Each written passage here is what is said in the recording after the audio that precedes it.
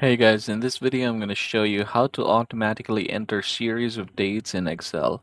Now, if say for example you're here, I'm going to go ahead and type say for example here 09/01/2025, just like so.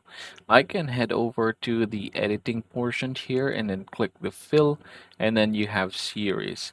Now, there are a few things that we can do here. Say, for example, in this case, this is talking about rows, but we can change this to columns. And then for the type, it's going to be a date. That is very important.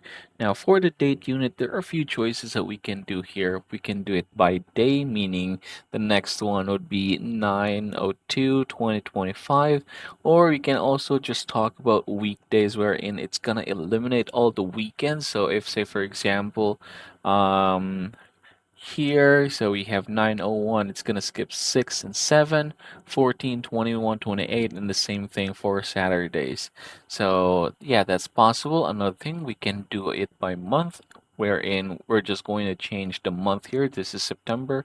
Next one on the line is gonna be October, November, and December. We can also do it by year. So yeah, in this case, I'm just gonna make it simple and choose day. And then for the step value, if say for example, you want this to be every day, that's gonna be 1. If you want this to be every other day, it's gonna be 2. And every 3 days, it's gonna be 3. So yeah, depending on your preference. I'm gonna choose 1 here. And for the stop value, I'm gonna go ahead and stop this at 10/1/2025. Click OK, and then you can see that now it is counting until October 1. So yeah, that is how you're going to do it. I hope this video helps you out.